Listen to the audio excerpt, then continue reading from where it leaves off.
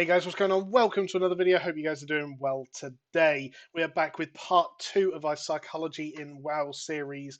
This time we are looking at storming, not the Mythic Plus affects, actually the second stage of our team development, and the part of which most PuGs fail. So tell me if this sounds familiar. Resistance, competition, lack of participation, conflict, high emotions. These are all characteristics of the second phase of team development. This is where pugs go to die and teams are born. Storming's what happened after the group is formed. You've got into the dungeon, you've put the key in, the niceties have occurred, and you're in the gulag for what it matters. Now you're in the dungeon. How many times have you pugged in which there's been a toxic, angry player linking DPS meters, calling your root bad, insulting your mother, all of the usual stuff. Well, all of this is actually fairly normal, especially in WoW, where we have the internet and that anonymous barrier in front of us. This is even more common. But you see this in every walk of life, in contractor work, in any walk of life. This is a step that the team will go through. So consider this, a group for a Mythic 15, a tank that has never cleared the dungeon on a 15, but was the only tank queuing, so you took him. A healer that has cleared 20s in time with his main team, but just wants to run keys, and 3 DPS with varying experience around the 15 mark.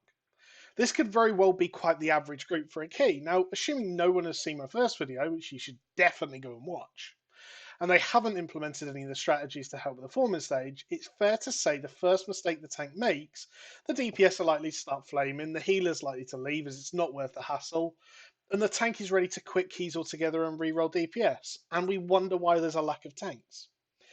So let's go through some of the issues here and what they are likely to mean. So resistance. There's a lack of trust in pugs and players you've never met, and therefore people may be cautious of misinformation.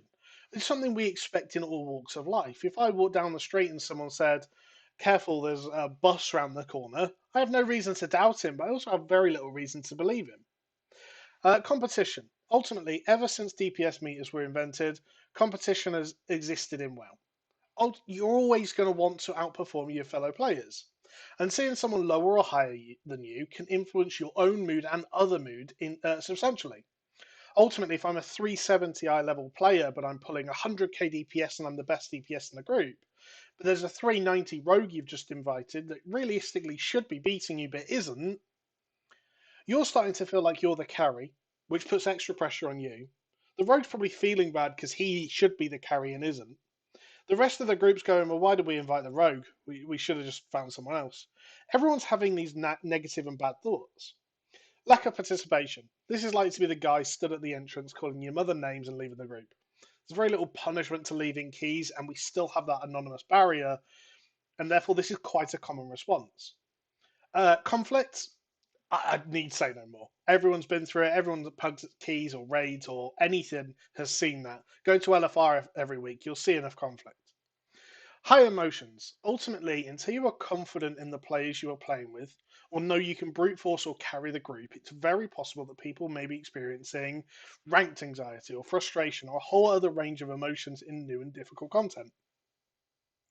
Now, it's quite a strange one because there's very simple things that you can do to actually change this. And this is the point where pugs go to die, and that's not necessarily a bad thing. So what do I mean by that? Well, pugs go to die is because outside of this phase, you start moving into a phase called norming, which is a phase where groups start to become a little bit more relaxed. They're in a comfortable environment. It's normal.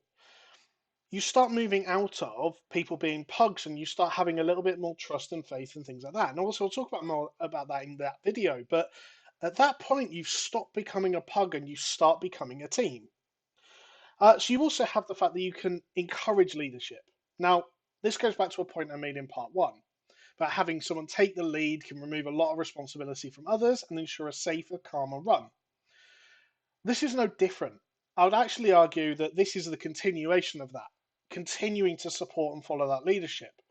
You're in a situation, if you've given someone that responsibility, now is the time to allow them to go forward and improve and increase that leadership. Normalizing. Now, again, that is the next step in this process, and this is when you're going to begin doing it. And this is probably one of the big crossover things. Now, this is especially prevalent in Mythic Plus, because Court of Stars is still Court of Stars on a 2, a 10, or a 50 key. The only thing that changes is affixes and damage numbers. Obviously, your damage numbers and the boss damage numbers. So, researching and learning the mechanics, asking questions, being prepared for dangerous moments, knowing how to handle the affixes are all ways to reduce that ranked anxiety and get rid of some of that toxicity within the group that's built up. So, there's so much you can do and help to improve and increase your success as a group. And there is, after this phase, it gets so much better. So if you have enjoyed the video so far, if you've used any of the things I've mentioned so far, like and comment, all that good stuff. I really want to hear if you guys are managing to use this in your groups. And part 3 will be out soon, talking about norming and how you can use that phase to start moving into really high successful teams. Now, one of the last things I want to mention about storming is we talk about competition. Now, I've mentioned it in a aspect of competition within your group. But it's not just competition within your group.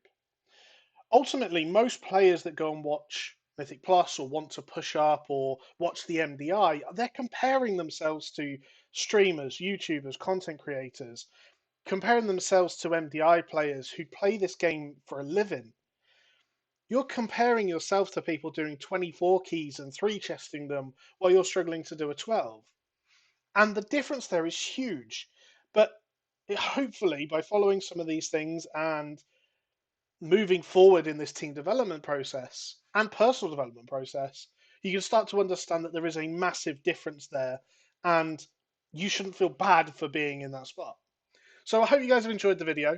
There's lots more to come in the next couple. And yeah, thanks for watching, guys. Bye.